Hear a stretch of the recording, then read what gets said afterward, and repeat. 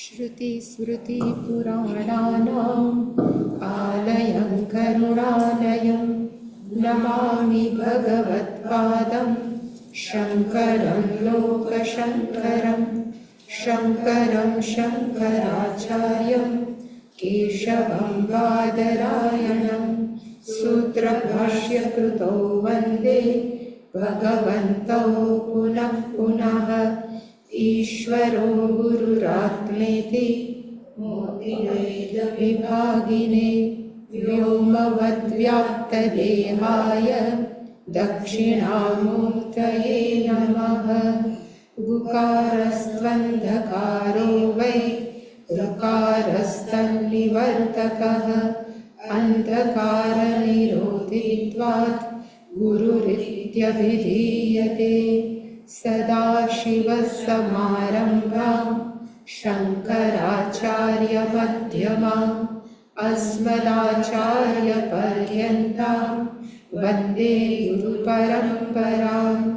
ॐ सहना भवतु सहनौ भुनक्तु सह वीर्यं करवावहै तेजस्विनावधीतमस्तु मा विद्विषावहै।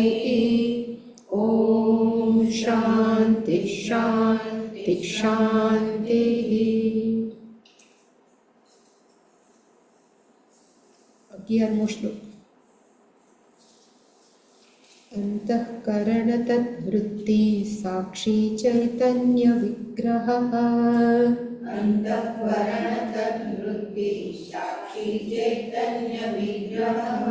आनंदरूप सत्य सन् किं नात्मानं प्रपद्यसे सत्यानन्दस्वरूपं धीसाक्षिणं बोधविग्रहं सत्यानन्दस्वरूपं धीसाक्षिणं बोधविग्रहं चिन्तयात्मतया नित्यं त्यक्त्वा देहादिगां बुद्धियं रूपादिमानयत् पिण्डः ततो नात्मा घटादिवत् वियदादिमहाभूतविकारात्वाच्च कुम्भवत्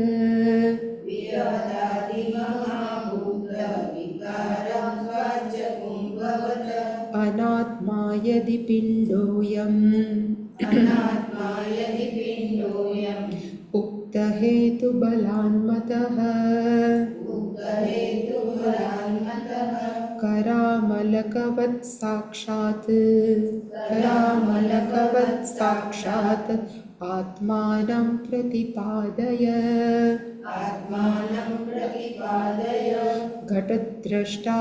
घटात् भिन्नः सर्वथा न घटो यथा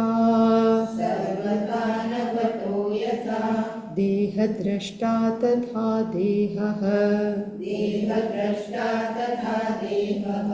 नाहमित्यवधारय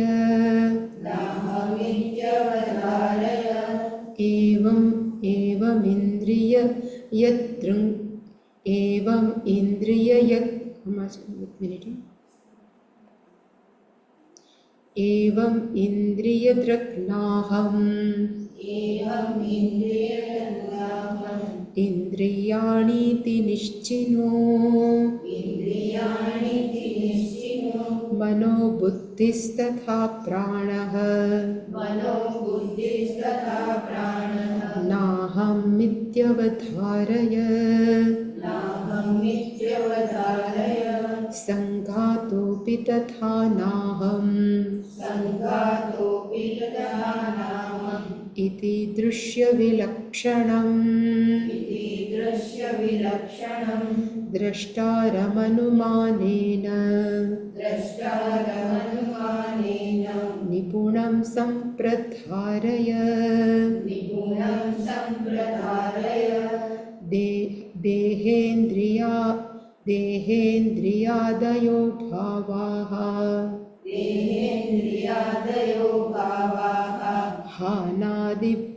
પ્રતિક્ષમાઃ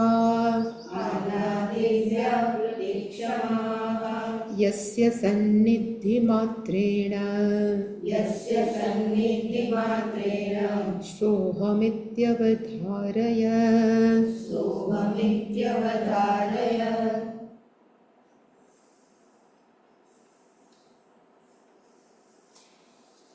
અગિયારથી 27 શ્લોક. ત્વમનો અર્થ હું, એ કોણ છે એનું વિશ્લેષણ અત્યારે ગુરુજી છે એના શિષ્યને કરી રહ્યા છે. અને 11મા શ્લોકમાં આપણે જોયું કે અંતઃકરણ તદ્વૃત્તિ, આપણું અંતઃકરણ અને એમાં રહેલા બધા વિચારો એ કોણ છે તો કે સાક્ષી. એનું સાક્ષી કોણ છે એટલે 3 શબ્દ વાપરા: ચૈતન્ય વિગ્રહ, સત્ય, આનંદ રૂપ. એ સાક્ષી છે. એટલે કે આપણું વાસ્તવિક સ્વરૂપ છે એ ચૈતન્ય સ્વરૂપ, આપણું વાસ્તવિક સ્વરૂપ છે અસ્તિત્વ એટલે કે સત્ય, અને આપણું વાસ્તવિક સ્વરૂપ જે આનંદ રૂપ છે એ આપણે સાક્ષી છીએ. કોના સાક્ષી છીએ તો કે અંતઃકરણ તદ્વૃત્તિ, આપણી અંદર જે મન છે એના વિચારો છે એનું શું છે તો કે સાક્ષી. અને આવું કહીને પછી ગુરુજી જાણે કે એના શિષ્યને પૂછતા હોય, કિમ આત્માનમ ન પ્રપદ્યસે, તને આ કેમ ખબર નથી પડતી કે આપણે એનાથી જુદા છો? એ કિમ આત્માનમ ન પ્રપદ્યસે એક પ્રકારનો પ્રશ્નાર્થ છે. પછી 12મા શ્લોકની અંદર પાછું ગુરુજીએ શિષ્યને કીધું કે તારે શું કરવાની જરૂર છે તો કે દેહાદિગામ. એક ખરેખર દેહાદિ ગનો અર્થ થાય જતું રહેવું. આપણી બુદ્ધિ હંમેશા ક્યાં રહે છે તો કે દેહાદિ અંદર. એવી બુદ્ધિને ત્યક્તવા, એ બુદ્ધિને આપણે છોડી દે. હું શરીર છું, મન છું, એ બુદ્ધિને છોડી નિત્યમ આત્મતયા ચિંતય. નિત્ય એટલે કે કાયમ માટે એવરીડે તારે શું કરવાની જરૂર છે તો કે આત્મતયા, હું આ જ છું એવું ચિંતન કરવું જોઈએ. ચિંતય મે યુ કોન્ટમ્પલેટ, તારે એવું ચિંતન કરવું જોઈએ. અને આત્મતયા મારે કોનું ચિંતન કરવાનું? એટલે ફરી પાછું સત્ય આનંદ સ્વરૂપમ બોધ વિગ્રહમ, એનું એ રિપીટેશન. સત્યનો અર્થ થાય હું કોણ છું તો કે હું હંમેશા રહીશ, અસ્તિત્વ છું. હું કોણ છું તો કે બોધ વિગ્રહ, ચૈતન્ય સ્વરૂપ હું છું. અને આનંદ સ્વરૂપ એ હું જ છું એને કહેવાય આત્મતયા. સતત એ વિચારું કે હું આ જ છું એને કહેવાય આત્મતયા. અને હું કોણ છું? ધી સાક્ષીણ. જ્યાં જ્યાં પણ ધી આવે એનો અર્થ થાય બુદ્ધિ. હું મારા બુદ્ધિનો સાક્ષી છું, હું બુદ્ધિ નથી. એવી રીતે ચિંતન કરવાનું. અને પછી 13મો શ્લોક આપણે જોયો હતો, અને ત્યાંથી એને કહેવાય યુક્તિ. મેં 3 વસ્તુથી હંમેશા શાસ્ત્ર સાબિત કરવા માગે. એક તો વેદ એટલે કે શ્રુતિ માન્ય, વેદોમાં જે આપ્યું હોય એ દ્રષ્ટિએ, પછી અનુભવમાં હોય એ દ્રષ્ટિએ, અને યુક્તિ એટલે કે તર્ક લોજિક વાપરીને આપણે સાબિત કરીએ. તો પહેલું શ્રુતિમાં શું આપ્યું છે તો શ્રુતિમાં આપણે ભણ્યા છીએ કે આખું શરીર, પછી સૂક્ષ્મ શરીર કયો કે સ્થૂળ શરીર કયો, એ પંચ મહાભૂતનું અથવા પંચ મહાભૂતમાંથી ઉત્પન્ન થયેલા 5 ભૌતિક તત્વોનું બનેલું છે. અને પંચ મહાભૂત શાસ્ત્રમાં કેવા આપ્યા છે તો કે જળ છે. એટલે આમાં લખ્યું કે રૂપાદિમાન પિંડ. પિંડ એટલે કે ઇદમ શરીરમ, આપણું આ જે શરીર છે એને કહેવાય પિંડ. આપણું શરીર છે એને કહેવાય પિંડ. એ કેવું છે તો કે રૂપાદિમાન. રૂપનો અર્થ મેં કીધો તો આકાર, અને આદિનો અર્થ થાય કલર. એટલે કે આપણો એક આકાર છે, એક કલર છે. અને માનનો અર્થ થાય ધરાવતા હોય. બુદ્ધિમાન તો એનો અર્થ શું થાય? બુદ્ધિશાળી. એવી રીતે મતિમાનનો અર્થ શું થાય? એટલે કે જ્યાં માન શબ્દ આવે શબ્દની પાછળ, એનો અર્થ થાય ધરાવતું હોવું. આપણે કહેવાય ને કે બુદ્ધિમાન, મતિમાન. એવી જ રીતે રૂપાદિમાન, જેને એક શરીર છે, જેને એક આકાર છે, એવું ધરાવતું આ પિંડ છે. એ શું છે તો કે ન આત્મા, નાત્મા. એ ખરેખર ચૈતન્ય તત્વ નથી. શું કામ નથી? કારણ કે જડ છે એટલે. અને કોની જેમ? ઘટાધિવત. ઘડો અને બીજા કોઈ પણ બહારની પદાર્થો છે એ જડ છે, એવી જ રીતે આ શરીર પણ કેવું છે તો કે જળ છે.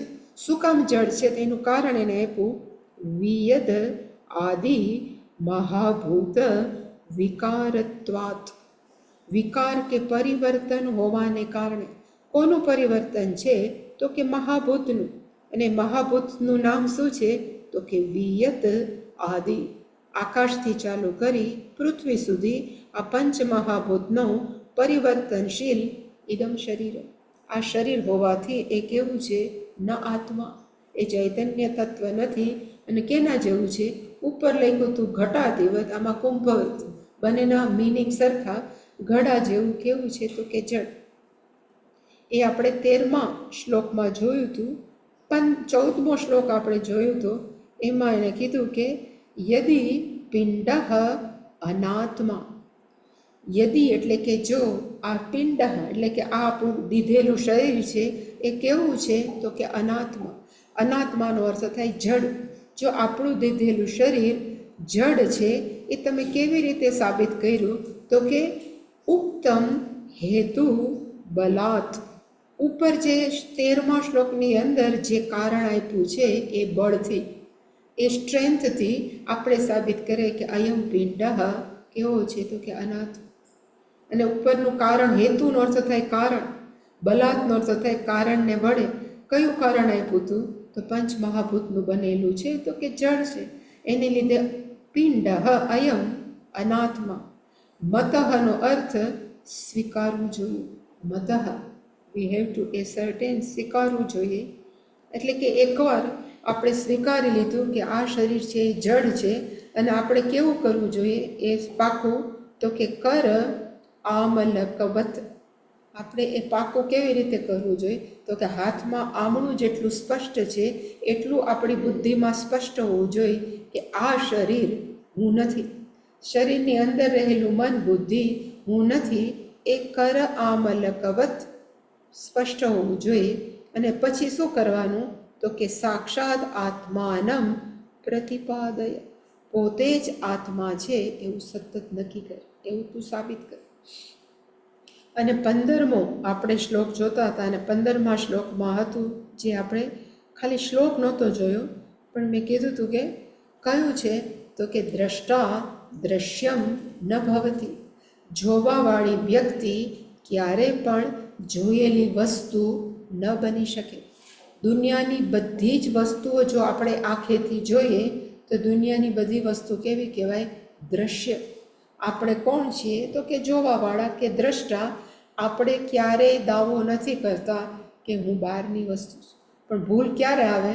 તો કે ઇદમ શરીરમ. જેવું શરીર આવે એટલે આપણે એમનું કે આ દ્રશ્ય છે, આ કોણ છે? તો કે હું છું. ત્યારે ખાલી વિવેક કરવો. એટલે અહીંયા લખ્યું છે. હવે ખાલી આપણે આ શ્લોક જ જોવાનો છે. ઘટદ્રષ્ટા, ઘટને જોવાવાળો. દ્રષ્ટા એટલે કે જોવાવાળો. કોને? તો કે ઘડાને. આ ઘડાને જોવાવાળો છે એ કેવું છે? તો કે ઘટાત ભિન્ન, અલગ છે. ઘડાથી કેવો છે? તો કે અલગ છે. ઘટદ્રષ્ટા ઘટાત ભિન્ન. ઘડાને જોવાવાળો ઘડાથી અલગ છે. સર્વથા ન ઘટ. એકઈ એંગલથી, કોઈ પણ ડિરેક્શનથી, સર્વથા એટલે કે કોઈ પણ પરિસ્થિતિની અંદર ઘટદ્રષ્ટા ન ઘટ, ક્યારે ઘડો ન થાય. અને જો ઘડો કે તો માનો કે ક્યાંક પ્રોબ્લેમ છે, બીજે ક્યાંક લઈ જવાની જરૂર છે. એટલે ઘટદ્રષ્ટા ન ઘટ, ઘડો નથી. શું કામ? તો કે ઘટાત ભિન્ન, ઘડાથી ભિન્ન હોવાને કારણે. એ જ યુક્તિ છે, એ જ લોજિક છે એ આપણે આ શરીરની અંદર પણ એપ્લાય કરવાનું. એટલે એને કીધું દેહદ્રષ્ટા તથા. એવી જ રીતે દેહને જોવાવાળા દેહ ન અહમ ઇતિ અવધારય. એટલે કે બીજી લાઈનમાં દેહને જોવાવાળા તથા એટલે કે એવી જ રીતે યથા ઘટદ્રષ્ટા ઘટાત ભિન્ન તથા દેહદ્રષ્ટા દેહાત ભિન્ન. દેહને જોવાવાળો દેહથી અલગ છે. અને મનમાં શું નક્કી કરવાનું? તો કે નાહમ. એનો અર્થ થાય ન અહમ. આ દેહ છે, હું નથી. ન અહમ. આ ઇતિ અવધારય. એ નિશ્ચિતપણે જાણવું જોઈએ, એવો નિશ્ચય કરવો જોઈએ.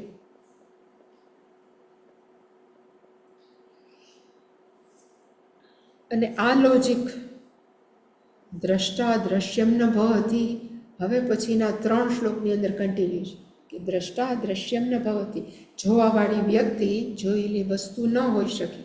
અને પછી એણે એક પછી એક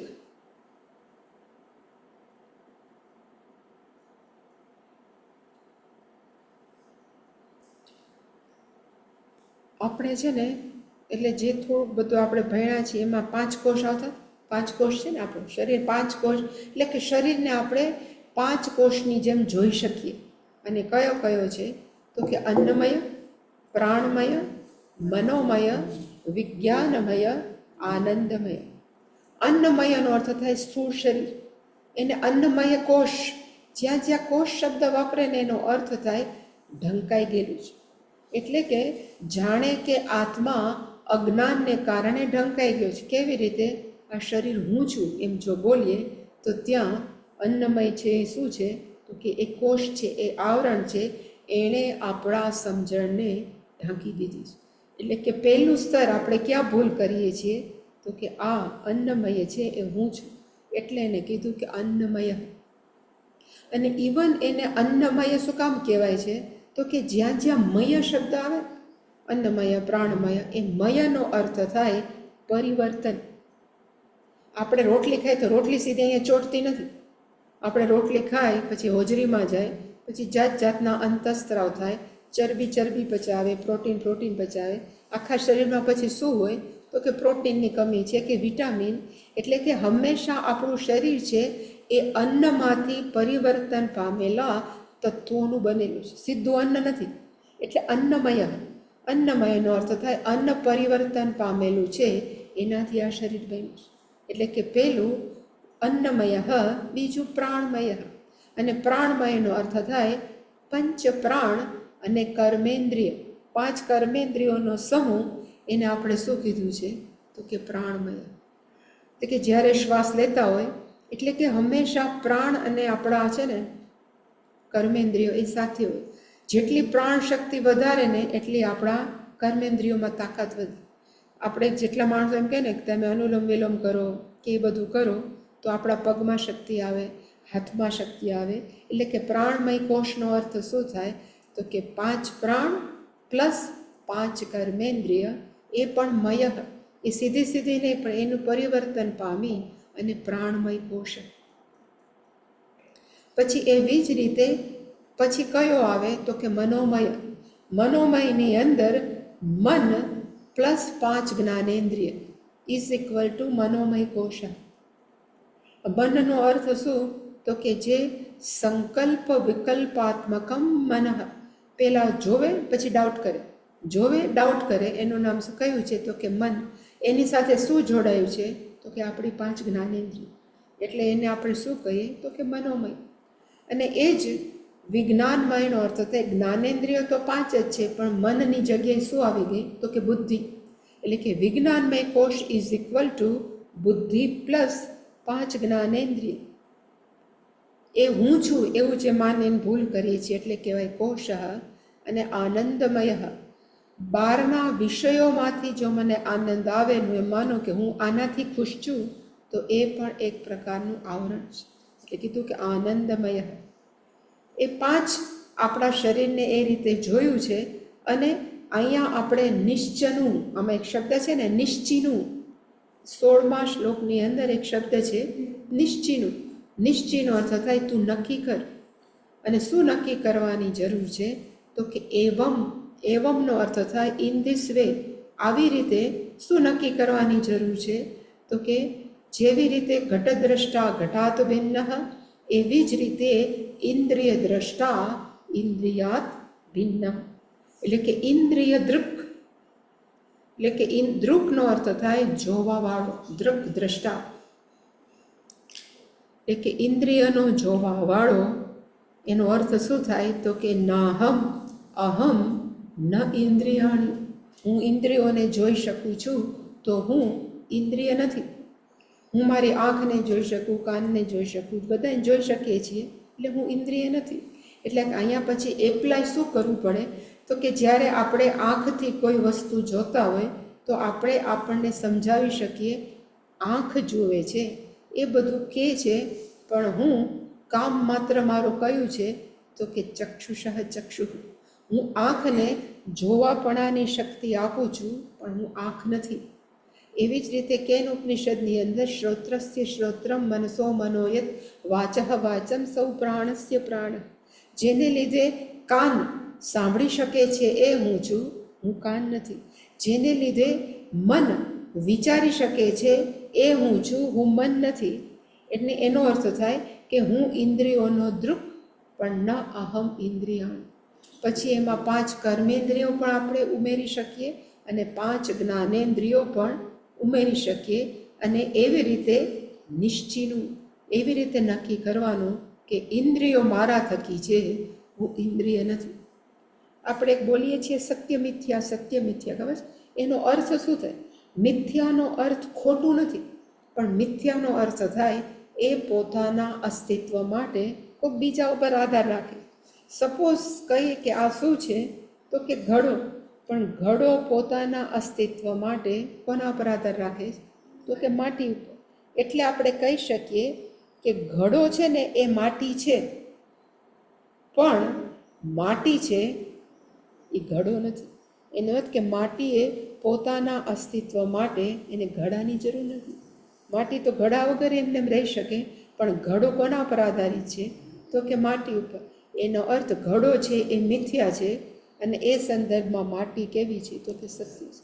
એટલે કે મિથ્યાનો અર્થ નથી એવું નથી, મિથ્યાનો અર્થ ખોટું નથી, પણ મિથ્યાનો અર્થ જે બીજા ઉપર અવલંબિત છે. એવી રીતે આ શરીર, આ ઇન્દ્રિય કે 5 કોષ કોના ઉપર અવલંબિત છે તો કે અહમ, હું. અને હું કોણ તો કે ચૈતન્ય તત્વ ઉપર અવલંબિત છે, હું ઇન્દ્રિય નથી. એટલે આપણે કહી શકીએ કે ઇન્દ્રિય ચૈતન્ય તત્વ થકી છે, પણ ચૈતન્ય તત્વને ઇન્દ્રિયોની જરૂર નથી. અને એ ચૈતન્ય તત્વ અહમ નાહમ ઇન્દ્રિયાણી, હું આ કોઈ પણ પ્રકારની ઇન્દ્રિય નથી. એટલે કે જે પહેલું વાક્ય છે 16મા શ્લોકનું, એનો અર્થ એવમ ઇન્દ્રિય દૃક. એવી રીતે દૃકનો અર્થ થાય હું ઇન્દ્રિયોનો કોણ છું તો કે દ્રષ્ટા, પણ અહમ નાહમ, પણ હું નથી. નાહમનો અર્થ થાય અહમ ન, શું તો કે ઇન્દ્રિયાણી, પણ હું ઇન્દ્રિય નથી, હું ઇન્દ્રિયોનો દ્રષ્ટા છું, એટલે હું ઇન્દ્રિય નથી. ઇતિ નિશ્ચય, આવી રીતે મનમાં નક્કી કરું. કોઈ પણ ઘટના ઘટે તો મનમાં આવી રીતે નક્કી કરું. તથા એવી જ રીતે, એને કીધું તથા એટલે કે સોટું, એવી જ રીતે આપણે કોને લઈએ તો કે મન, બુદ્ધિ, પ્રાણ. બધાને આપણે જ્યારે પ્રાણાયામ કરતા હોય તો આપણને ખબર પડે ગરમ શ્વાસ નીકળે, ઠંડો શ્વાસ નીકળે, તો આપણે આપણા પ્રાણના કહેવા છીએ તો કે દ્રષ્ટા, એટલે હું પ્રાણ નથી. એવી જ રીતે મનના વિચારોનો પણ આપણે કહેવા છીએ તો કે દ્રષ્ટા, એટલે હું વિચાર નથી. અને એવી જ રીતે બુદ્ધિના પણ હું કહેવું છું તો કે દ્રષ્ટા. બુદ્ધિનો અર્થ થાય નિર્ણયો. હું નિર્ણય લઉં, હું નિર્ણય લઉં, પણ નિર્ણય બુદ્ધિ લે છે. બુદ્ધિને ચેતનપણું હું આપું છું, પણ હું બુદ્ધિ નથી. એ સ્પષ્ટતા એને કહેવાય નાહમ. આ બધા મારા થકી છે, પણ હું આમાંનો એકેય નથી. ઇતિ અવધારય, આવી રીતે સતત મનની અંદર શું કરવું જોઈએ તો કે નક્કી કરવું જોઈએ. અવધાર, ચોક્કસપણે, ડેફિનેટલી માણસોએ શું કરવું જોઈએ તો કે નક્કી કરવું જોઈએ. હું ઘણી વાર કહું છું ને કે અહમનો અર્થ આપણે જે માનીએ છીએ ને એવો અહમ નહીં. આ બાઈ બહુ અહમ આવી ગયો છે, બહુ ઈગો આવી ગયો. પણ જ્યારે સંસ્કૃત અને ખાસ કરીને વેદાંતમાં અહમ આવે, એનો અર્થ શરીર અને મન સાથેનું તાદાત્મ્ય. અને માણસો કહે છે કે અઘરામાં અઘરું છોડવાનું શું છે તો કે શરીર અને મનનું તાદાત્મ્ય. રહેવું આમાં, રેન્ટમાં રહેતા હોય ને આપણે ઘરનું ભાડે, તો આપણને એમ થાય કે આ ભાડું આપવું છે ને એટલે આ ઘર મારું નથી, પણ આમાં તો ભાડું નથી દેતા. આ ઘર ભગવાને એટલે શરીરરૂપી ઘર શું આપ્યું તો કે ભાડે જ આપ્યું, પણ ભાડું આપતા નથી. એટલે આપણને એમ જ લાગે કે આપણે આ માલિક છીએ, આ મારું છે, પણ ખરેખર ભાડે જ છે. કેટલું એટલે કેટલું ભાડું છે તો કે પ્રારબ્ધ કર્મ જેટલું. આપણું ભાડું લઈને આવ્યા છીએ, જેવું એ ભાડું પૂરું, ભગવાન કે વેકેટ, તમે ખાલી કરી નાખો આ ઘર, આ કામ તમારું પૂરું. એવી પણ માણસોનું તાદાત્મ્ય છે, એ જ માણસોને હેરાન કરે. અને તાદાત્મ્ય હોય એટલે આમાં નથી લખ્યું, પણ એક વસ્તુ વધારે કે તાદાત્મ્ય હોય ને ત્યાં સુધી આપણે બોલીએ છીએ ને એ કર્તાનો થતા હું કરવાવાળો, એ કર્તાપણું જ્યાં સુધી દેહ સાથેનું તાદાત્મ્ય છે ત્યારે જ આવે છે. અને જો આપણે આપણી જાતને કર્મના કરતા માનીએ તો પછી આપણે આપણા પુણ્ય પાપને ભોગવવા જ પડે, અનુભવવા જ પડે. ભોગવવા કરતાં અનુભવવા, એટલે પુણ્ય પાપને ભોગવીએ એનું નામ શું છે? તો કે ભોગતા. કે કર્તા અને ભોગતા પણ ક્યારે આવે? જ્યાં સુધી દેહનું તાદાત્મ્ય છે ત્યાં સુધી.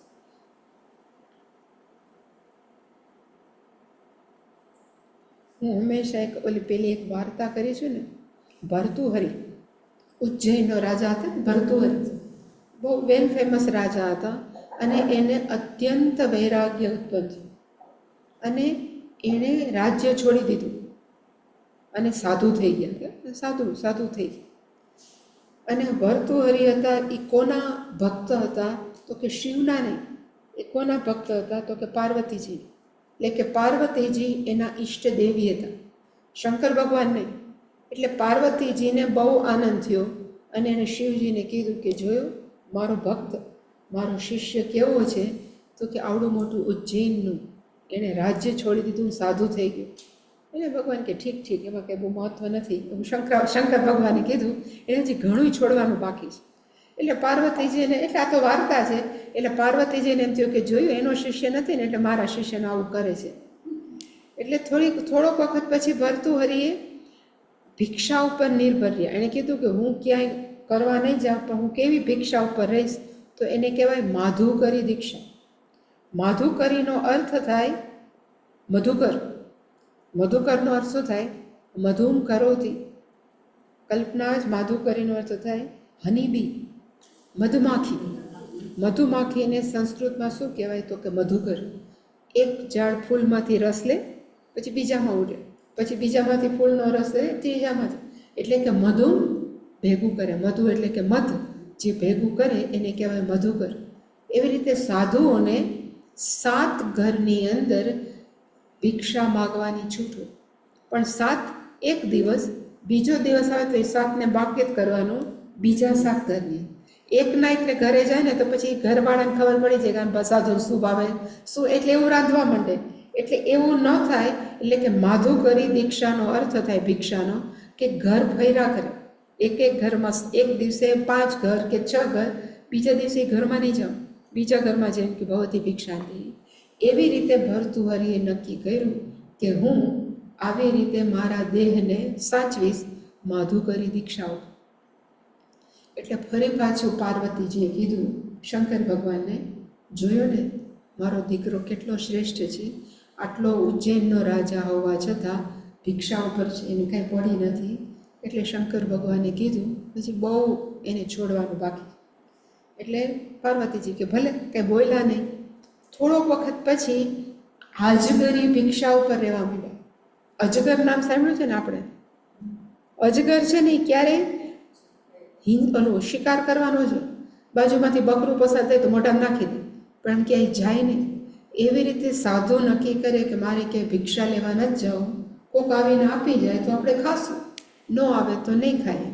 એવી રીતે ભર્તુહરીએ નક્કી કર્યું કે હવે બહુ ભિક્ષા થઈ ગઈ, મારે ભિક્ષા ઉપર નથી.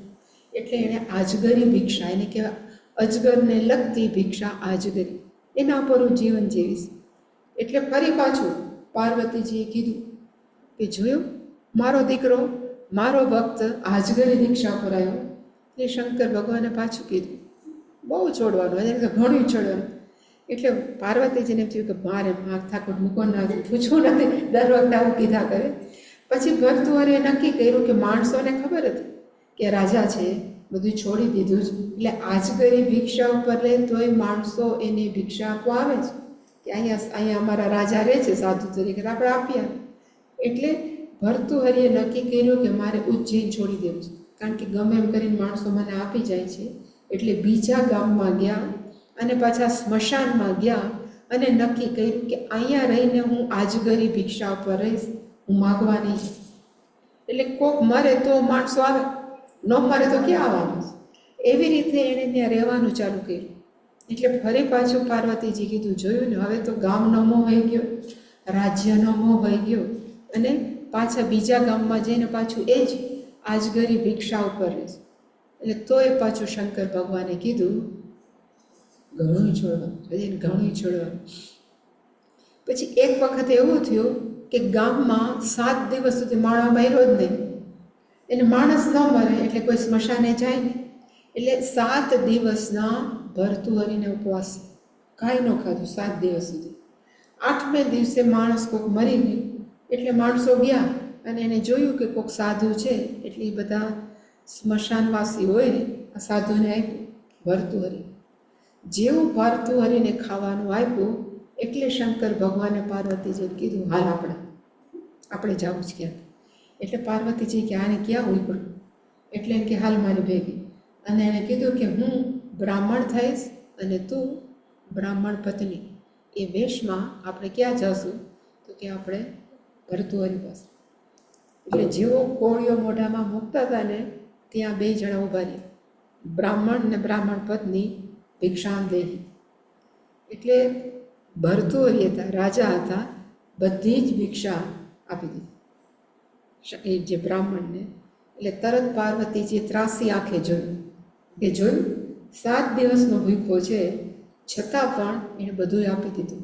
એટલે ભગવાને ત્રાસી આંખે કીધું હજી બહુ છોડવાનું, હજી ઘણું છોડવાનું. એટલે પાર્વતી આનાથી વધારે શું છોડી શકે માણસ? પછી બ્રાહ્મણ બોલ્યા, બ્રાહ્મણ દેવ બોલ્યા, એણે કીધું કે સાધુ મહારાજ, તમે ભૂખ્યા છો, હું એ ભૂખ્યો છું, તમે 7 દિવસથી નથી ખાધું, મેં નથી ખાધું. આપણે એક કામ કરીએ, આ ભિક્ષા છે એના 2 ભાગ કરીએ, અડધો ભાગ તમારો અને અડધો ભાગ અમારા પતિ પત્ની, અમે ભાગ કરીને ખાઈ લઈશું, અડધો તમારો. પછી ભર્તુહરી બોલ્યા, એને શું બોલ્યા તમને ખબર છે હું કોણ છું? હું કોણ? તો કે ભર્તુહરી. મેં ઉજ્જૈન છોડ્યું, મેં માધુકરી દીક્ષા છોડી, મેં ઉજ્જૈન આખે આખું મારું રાજ્ય છોડ્યું અને હું અહીંયા સ્મશાનમાં રહું છું, તો એક ભિક્ષા ન છોડી શકું? તમારા માટે હું એક ભિક્ષા ન છોડું? તો શંકર ભગવાન કીધું આ જ છોડવાની જરૂર છે. અને કહ્યું હું કોણ? તો કે રાજા. હું કોણ? તો કે આવું કરવું. એને કહેવાય અહંકાર, શરીર સાથેનું તાદાત્મ્ય. એટલે એણે કીધું કે આની અંદર જે લખ્યું છે ને કે મનોબુદ્ધિ તથા પ્રાણ ન અહમ. ઇન્દ્રિયનો પણ હું દ્રષ્ટા છું, મનનો પણ હું દ્રષ્ટા છું, બુદ્ધિનો પણ હું દ્રષ્ટા છું. એટલે દર વખતે મનઃ દૃક, બુદ્ધિ દૃક, ઇન્દ્રિય દૃક તથા પ્રાણ દૃક, એ બધાનો હું દ્રષ્ટા હોઉં તો ન અહમ, આમાંથી હું એકેય નથી. ઇતિ અવધારય, એવી રીતે ચોક્કસ તારે મનમાં રાખવું કે આમાંથી હું કાંઈ નથી. એવું પાછું એક દિવસ નહીં, સતત લાઈફ ટાઈમ આપણે આપણા મનને કીધા કરીએ તો એક વખત એવો આવે કે મનને ખબર પડે. માંડુક્ય કારિકા છે ને એની અંદર એવું જગ્યાએ આવ્યું છે છેલ્લા અલાત શાંતિ પ્રકરણની અંદર કે સપોઝ બગલો છે એ પોતાની ચાંચમાં પાણી લઈ લઈને, દરિયાનું પાણી લઈ લઈને બહાર કાઢે, દરિયો ખાલી થાય? ન થાય. એવી જ રીતે આપણા મનના જૂના સંસ્કાર કયા? હું કોણ? સ્ત્રી. હું કોણ? તો કે આવો. એ બધું આપણે એક આમ કાઢવા જેવું છે. કેવું? તો કે દરિયામાંથી પાણી કાઢવું, એક એક ટીપું, દરિયો ખાલી ન થાય. એવી જ રીતે આપણા જૂના સંસ્કાર છે એમ ખાલી ન થાય. ઇવન એક જન્મ પણ ઓછો પડે, ઘણા જન્મો પણ ઓછા પડે. આ મહેનત છે એ એક જન્મને સતત કર્યા કરીએ ત્યારે જ આ તાદાત્મ્ય છૂટે. આવો જ એટલે કીધું કે સતત મનને કીધા કરવાનું. નાહમ, નાહમનો અર્થ થાય અહમ ન, હું આ નથી. શું નથી? તો કે ઇન્દ્રિય, મન, બુદ્ધિ, પ્રાણ, અહમ ન. એટલે કે ધ બેસ્ટ કયું છે? તો કે મનોબુદ્ધિ અહંકાર. જે આખે આખું છે એ સતત આપણે કીધા કરીએ તો એમાંથી એક વખત આપણે સ્વીકાર લઈએ કે આ હું નથી. પછી ગમે એવા જીવનની અંદર તોફાનો આવે, એટલે કે જીવન જીવતા હોય ત્યારે આપણા જીવનની અંદર કેટલા પણ અપ્સ ને ડાઉન્સ આવે, મનની અંદર કેટલાય વાવાઝોડા આવે ને જાય. અહમ દ્રક, હું કોણ છું? તો કે આનો દ્રષ્ટા. એવી દ્રષ્ટિ કેળવીએ તો જ આપણા મનને શાંતિ મળે. નહીંતર આપણું મન કેવું થાય, આટલું કરે તો આને ક્યાં ખબર, પણ આપણે બીજા માટે કરતા જ નથી. આપણે જે પણ કરીએ છીએ કોના માટે કરીએ? તો આપણા માટે. આપણા કરવાથી બીજાનો કોઈનો ફેરફાર નથી થવાનો. ફેરફાર આપણા વિચારના પરિવર્તનમાં જ આવે, બીજા કોઈને કાંઈ પડી નથી. એટલું પણ આપણે મનમાં નિશ્ચિત રાખ કે હું એમ કહું કે હું મન નથી, એનો અર્થ એવું નથી કે બીજા મને ગાળ ન દે. હું સપોઝ એમ કહું કે હું ઇન્દ્રિય કે બુદ્ધિ નથી, એનો અર્થ એવું નથી કે બીજા આપણું અપમાન ન કરે. બધાય તો જેવા છે એવા જ રહેવાના, પણ જ્યારે અપમાન થતું હોય ત્યારે આપણે કહીએ ન અહમ. કોક આપણા મનમાં બુદ્ધિમાં વિચાર આવે, કારણ કે મારું અપમાન થાય છે બુદ્ધિની દ્રષ્ટિએ. એટલે જ્યારે આપણે કહીએ કે જો ને મારું કેવું અપમાન કરે છે, ત્યારે આપણે કેવું કે એ વિચાર બુદ્ધિના સ્તરે છે, ન અહમ. એવી જ રીતે દુઃખના વિચાર, બધાય મને સમજતા નથી, હું આટલું કરું તો એ મારું કોઈ રાખતા નથી, એ મનના સ્તરે છે. એ વિચારો જ્યારે પસાર થતા હોય ત્યારે પણ આપણે કહી શકીએ કે આ બધા કયા સ્તરે છે? મનના સ્તરે છે. નાહમ, હું અહમ ન અસ્મિ, હું આ બધું નથી. એમ જેમ જેમ આપણે સતત કીધા કરીએ ત્યારે એક દ્રઢતા આવે. અને કઈ દ્રઢતા? તો કે આ બધું મન બુદ્ધિની અંદરનું છે, હું આમાંથી કાંઈ નથી.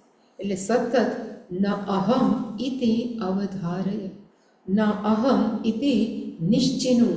બેનો અર્થ એક જ થાય કે મનમાં હંમેશા નિશ્ચય કરવો, આ બધું જ સ્થૂળ અને સૂક્ષ્મ શરીરના સ્તરે છે, હું આમાંથી ક્યાંય લાગતો વળગતું નથી.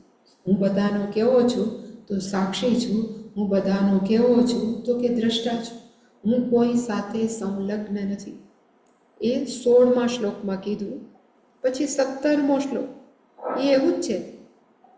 17મા શ્લોકમાં પણ કીધું, સંઘાતઃ અપી તથા નાહમ. એક બીજો શબ્દ આવ્યો સંઘાતઃ. વેદાંતની અંદર એક બહુ પ્રસિદ્ધ શબ્દ છે કાર્યકરણ સંઘાત. સંઘાતનો અર્થ થાય ભેગું થયું, એને કહેવાય સંઘાત. ગુજરાતીમાં સંઘાતનો અર્થ થાય મારું, ઓકે, ઘાત કર્યો, સારી રીતે ઘાત કર્યો, માર્યું, એને કહેવાય સંઘાત. પણ સંસ્કૃતનો અર્થ સંઘાતનો અર્થ થાય કોંગ્લોમરેશન, એકઠું થયેલું. અને કોણ એકઠું થયું છે? તો કે સૂક્ષ્મ શરીર અને સ્થૂળ શરીર બે એકઠું થાય, એને કહેવાય સંઘાત. સૂક્ષ્મ શરીર છે ને એ સાધન છે, અને સાધનને બીજુંમાં શું કહેવાય? તો કે કરણ. સૂક્ષ્મ શરીર છે એને સાધન, એટલે સાધનનું બીજું સંસ્કૃતમાં નામ છે કરણ. અને કોઈ પણ બિચારું સૂક્ષ્મ છે, એટલે સૂક્ષ્મ શરીરને પોતાનું કામ કઢાવવા માટે કંઈક સ્થૂળ જોઈ, એટલે સ્થૂળ શરીરનું નામ શું છે?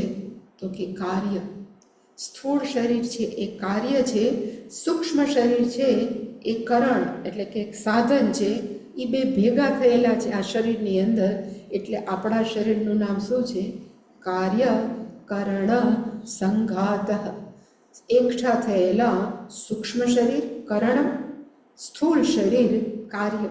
એટલે પાછું લખ્યું સંઘાત તથા નાહમ. તથા એટલે કે એવી જ રીતે, જેવી રીતે ઇન્દ્રિય મન બુદ્ધિ હતા એવી જ રીતે, સેમ વે સંઘાત અપી, આ શરીર અને સૂક્ષ્મ શરીરનું ભેગું થયેલું છે એ પણ ન અહમ, હું નથી. જ્યાં પણ નાહમ નાહમ આવે એનો અર્થ હું નથી. અને શું કામ નથી? તો કે દ્રશ્ય વિલક્ષણ. આ દ્રશ્ય છે, હું મારી આંખથી જોઉં છું, આ શરીર છે, આમાં હલાવું છું, દ્રશ્ય છે. મનની અંદર પણ વિચારો આવે છે, હું દ્રષ્ટા છું. એટલે કે બંને એ કેવા છે? તો કે દ્રશ્ય વિલક્ષણમ. વિલક્ષણમનો અર્થ થાય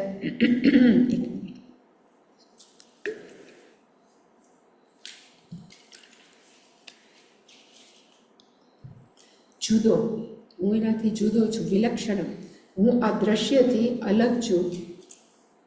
એવી રીતે સંપ્રધારય, છેલ્લું 17મા શ્લોકમાં છેલ્લું છે સંપ્રધારય. ખરેખર ધારય ક્રિયાપદ છે. ધારણનો ધારયનો અર્થ થાય ધારણ કર, તું નક્કી કર.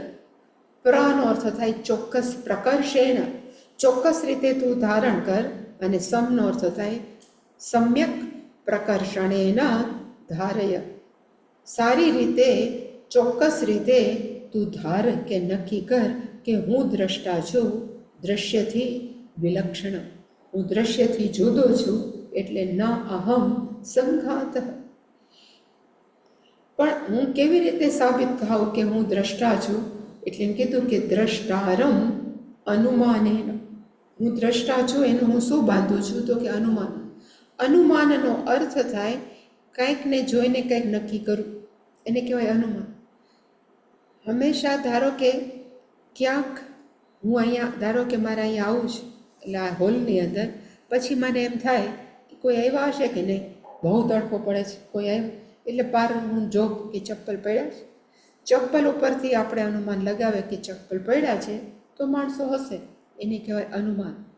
એવી જ રીતે આપણે ધુમાડો જોઈ, એટલે હંમેશા તર્કશાસ્ત્ર કહે ધુમાડો જોઈ એટલે આપણે નક્કી કરીએ કે યત્ર યત્ર ધુમઃ તથા તથા વહની, જો ધુમાડો છે તો અગ્નિ હશે જ. એવી રીતે જે નક્કી એમ વિચારીને અનુમાન બાંધીને જે કરે એને કહેવાય અનુમાન. એવી રીતે અત્યારે પણ હું શું અનુમાન બાંધું છું? તો કે હું મારા હાથને જોઉં છું તો હું દ્રષ્ટા જ કહેવાય. હું મારા વિચારોને સૂક્ષ્મપણે જોઈ શકું છું તો એને પણ દ્રષ્ટા કહેવાય. એટલે અહીંયા લખ્યું છે અનુમાને. આમ તો જવાય નહીં, પણ દુનિયાનું કોઈ પણ જ્ઞાન થાય ને આપણને, એના માટે આપણે એવું કહેવાય છે પાંચ પ્રમાણ. પ્રમાણનો અર્થ થાય સાધન. કોઈ પણ દુનિયાનું જ્ઞાન પ્રાપ્ત કરવા 5 પ્રકારના પ્રમાણ છે. પ્રમાણનો અર્થ થાય પ્રમાયાહા કરણમ. પ્રમાણનો અર્થ થાય જ્ઞાન, અને કરણમનો અર્થ થાય સાધન. પ્રમાણનો અર્થ થાય જ્ઞાનના સાધન કેટલા છે? તો કે 5. એમાં મેઇન કયા? તો 5 જ્ઞાનેન્દ્રિય. એને કહેવાય પ્રત્યક્ષ પ્રમાણ. પ્રત્યક્ષ બોલીએ છીએ ને એટલે માણસો આંખ ગણે છે. અક્ષનો અર્થ આંખ, પણ અક્ષનો અર્થ થાય ઇન્દ્રિય. પ્રત્યક્ષનો અર્થ થાય આપણી 5 જ્ઞાનેન્દ્રિયોની સમક્ષ જે પણ પદાર્થ હોય એને શું કહેવાય? પ્રત્યક્ષ. એટલે કે સપોઝ સામે આ ચંપો છે તો હું કહું કે લે આ તો ચંપા જેવું છે, તો આ શું છે? મારી આંખ સામે. એટલે કે એવી જ રીતે બહાર સપોઝ ગાય બોલી, કાને સાંભળ્યું એટલે તરત આપણે કહીએ કે આ અવાજ ગાયનો છે, તો ગાય લાગે છે, અનુમાન બાંધ્યું. એટલે કે આ 5 જ્ઞાનેન્દ્રિયો શું છે? તો કે નક્કી કરે. શબ્દ પ્રમાણ, આપણી આંખ પ્રમાણ, એવી રીતે 5 જ્ઞાનેન્દ્રિયો સામે જે વસ્તુ હોય એને કહેવાય પ્રત્યક્ષ પ્રમાણ. પણ ધારો કે જ્ઞાનેન્દ્રિયોની સામે ન હોય તો આપણે શું કરીએ? અનુમાન બાંધીએ. અને એને શું કહેવાય? તો અનુમાન પ્રમાણ. અનુમાનનો અર્થ થાય એકવાર આપણે જોયું છે એમાંથી કંઈક નક્કી કરીએ પછી કંઈક આ જ હશે, એને કહેવાય અનુમાન પ્રમાણ. જે મેં કીધું એ કે તમારે ધુમાડો જોયો તો કહેવાય ક્યાંક અગ્નિ હોવો જોઈએ એટલે ધુમાડો છે. ચપ્પલ પડ્યા છે તો માણસો હોવા જોઈએ. અહીંયા ખાલી બોટલ પડી છે, ઘણીવાર બહાર જંગલમાં જાય ને તો બિસ્લેરીની બોટલ પડી હોય એટલે આપણે નક્કી કરીએ કે માણસો રહી ગયા હશે એટલે આ બધી ઉડાડી લઈએ. એટલે કે કોઈ પણ વસ્તુને જોઈને આપણે અનુમાન બાંધી શકીએ તો એને કહેવાય અનુમાન પ્રમાણ. પછીનું છે અર્થાપત્તિ પ્રમાણ. 2 સ્ટેપ આપણે જ્ઞાન પ્રાપ્ત થાય 2 વખત. અને કેવી રીતે? તો 2 વાર અનુમાન લગાવીએ, એને કહેવાય અર્થાપત્તિ. ડૉક્ટર પાસે પેશન્ટ જાય ને એટલે ડૉક્ટર આમ જોઈ, આમ અલા કહેવાય એનું નાડી લે બધું, પછી એમ કે એવું લાગે છે તાવ છે. એટલે પેલું એને અનુમાન બાંધ્યું ડૉક્ટરે અડીને કે એને તાવ છે, પણ તાવ કેનો હશે? એટલે પછી એ શું મોકલે? તો કે બ્લડ ટેસ્ટ કરવા મોકલે. એટલે બ્લડ ટેસ્ટ આવે એના ઉપરથી નક્કી કરે કે આને આ પ્રકારનો મેલેરિયા છે, ટાઇફોઇડ છે કે ફ્લૂ છે કે કોઈ પણ, એ 2 સ્ટેપથી જે નક્કી થાય ને એને કહેવાય અર્થાપત્તિ. એ પ્રમાણે આપણને જ્ઞાન થાય. ચોથું જ્ઞાન કેનાથી થાય?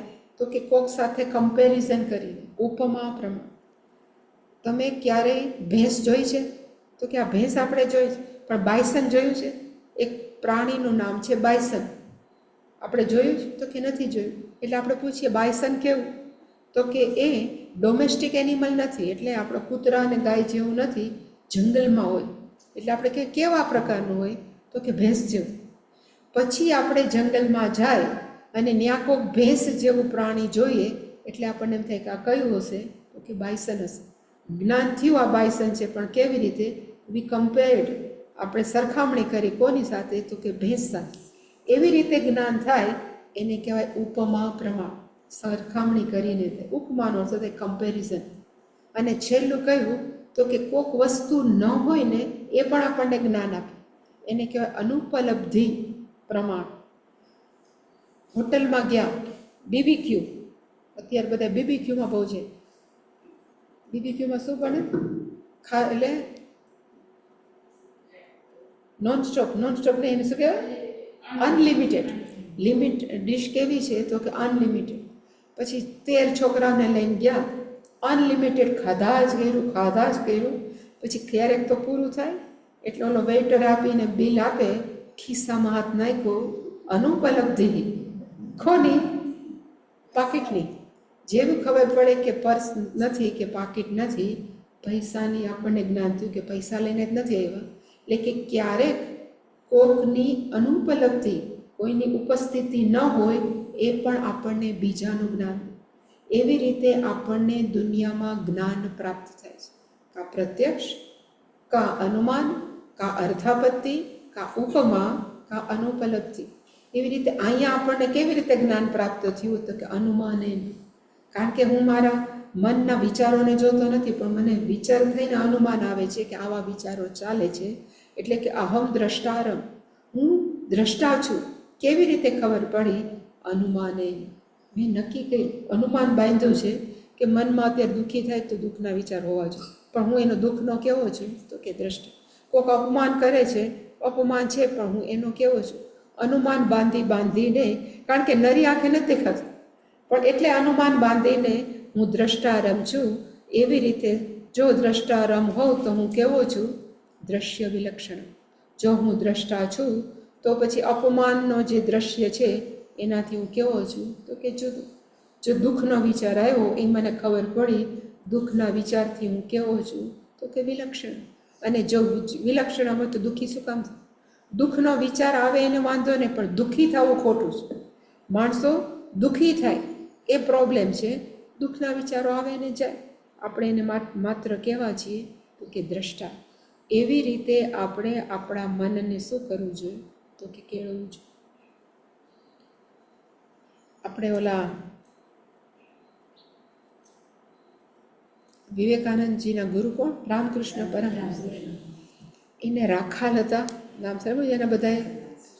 નરેન્દ્ર, પછી રાખાલ, પછી એના હરિ મહારાજ, એ બધા એના આગલા પૂર્વાશ્રમના નામ હતા. પછી નરેન્દ્રમાંથી આ થયા વિવેકાનંદજી, રાખાલમાંથી બ્રહ્માનંદજી, એવી રીતે હરિ મહારાજ હતા, એને ઉપરથી તુરિયાનંદા એવું નામ.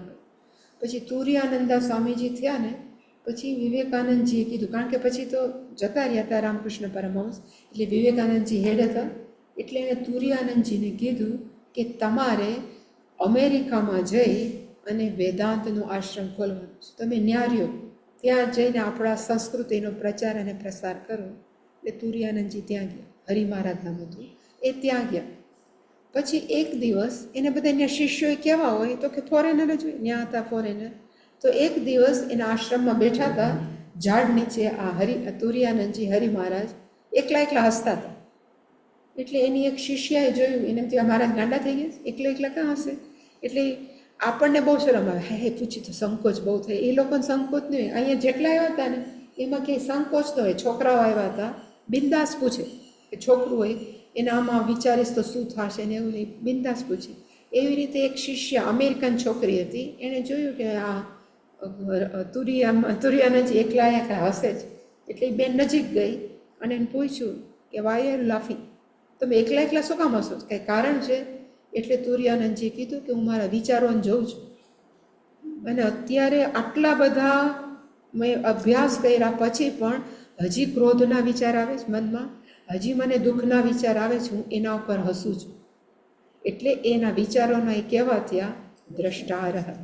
જો આપણે એવી રીતે જોઈ શકીએ, if we can create a distance between me and my thought, એટલે કે જો આપણે આપણા વિચારોને હું વચ્ચે જો એક અંતર કેળવી શકીએ તો જ એના દ્રષ્ટા થાય.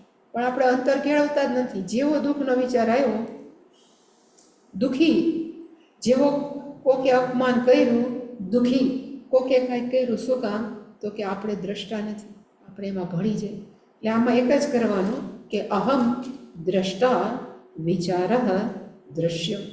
બધા વિચારો છે, દ્રશ્ય છે, મને ન અડે, કારણ કે દ્રષ્ટા દ્રશ્યમ ન ભવત.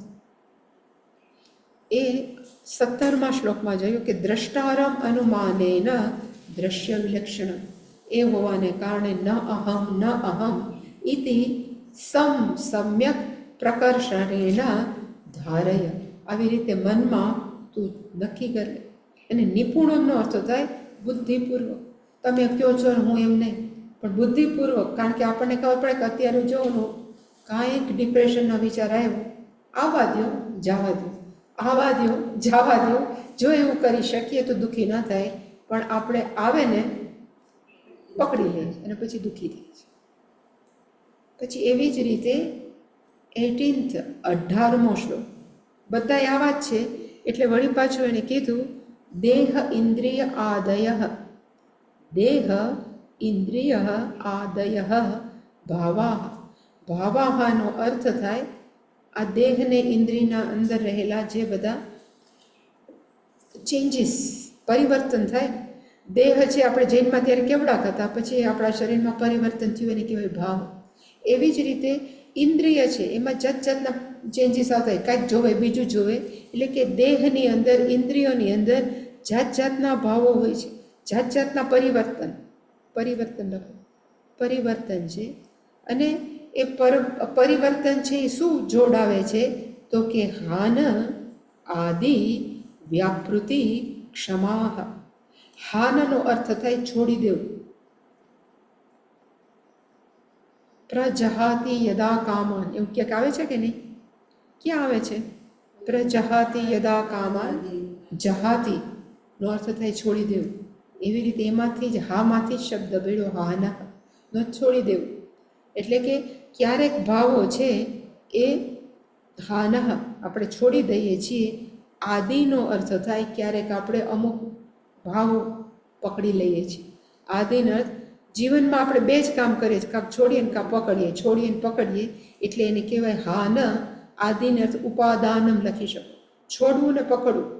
એવું શું કરીએ છીએ? વ્યાપૃતિ. વ્યાપૃતિનો અર્થ થાય વ્યવહાર. આ બધા દેહ અને ઇન્દ્રિયોથી આપણે જાત જાતનું શું કરીએ છીએ? હાન એટલે કે છોડીએ, આદિ એટલે કે ઉપાદાન પકડીએ, એવો વ્યવહાર એટલે કે વ્યાપૃતિ. ક્ષમાહાનો અર્થ થાય સમર્થાહ. આપણે કેપેબલ છીએ શરીર અને મનથી જાત જાતના પરિવર્તન પકડવા અને છોડવા જેવા વ્યવહાર.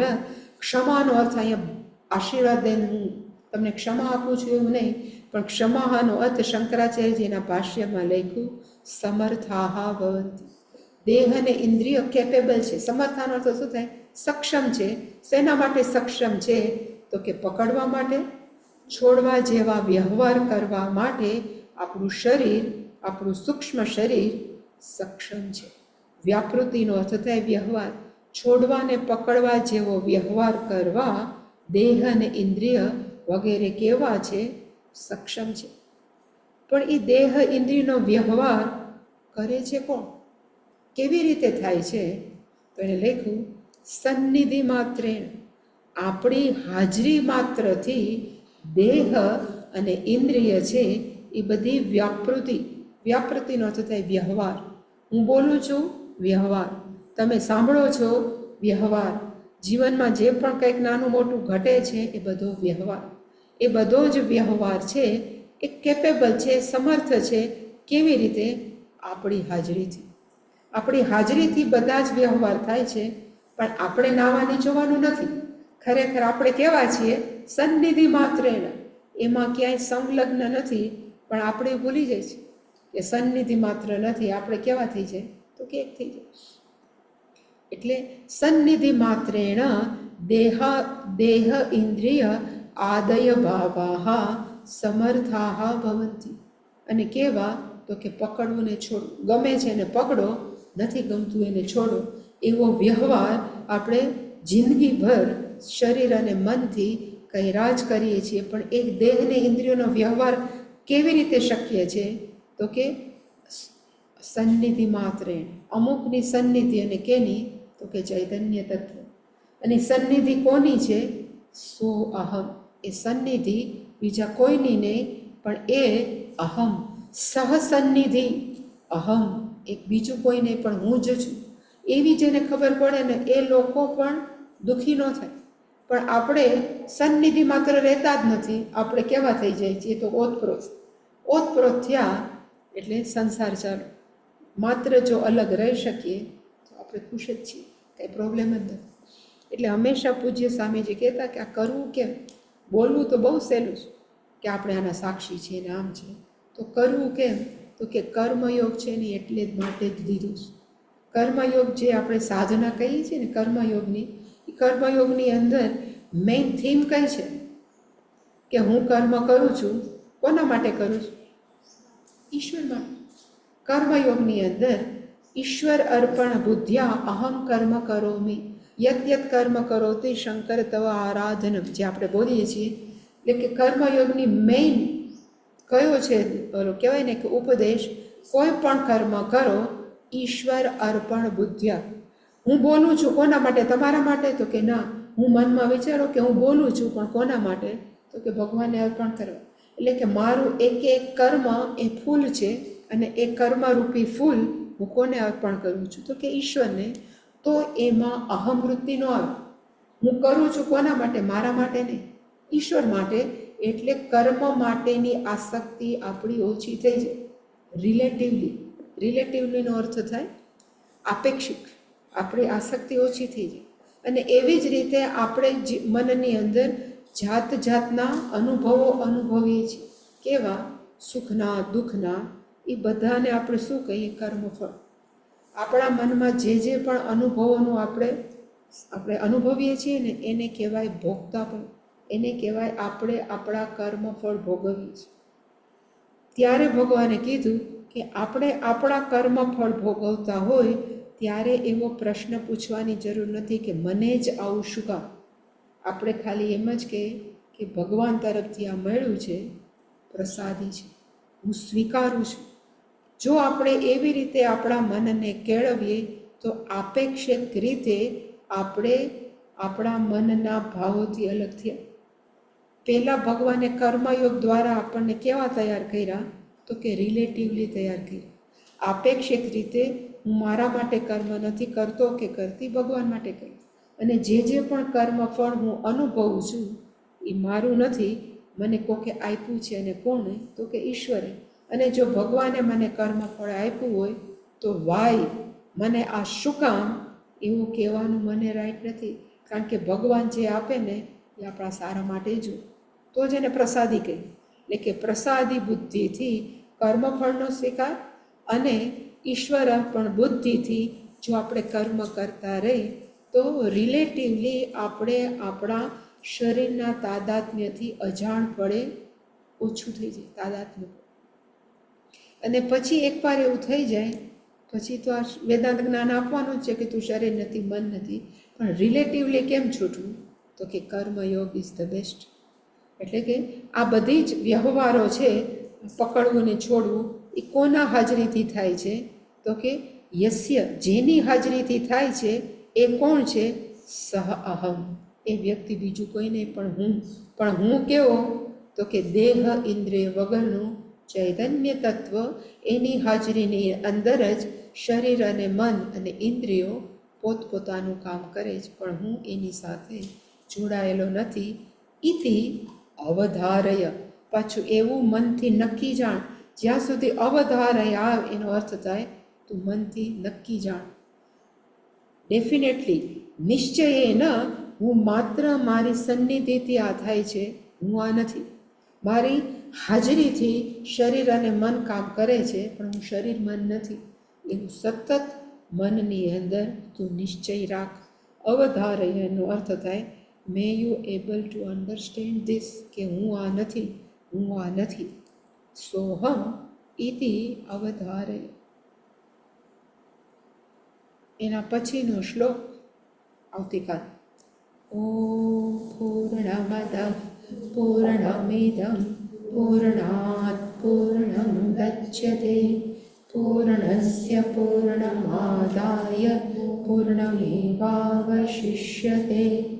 ઓમ શાંતિ શાંતિ શાંતિ. હરિ ઓમ. શ્રી ગુરુભ્યો નમઃ. હરિ ઓમ.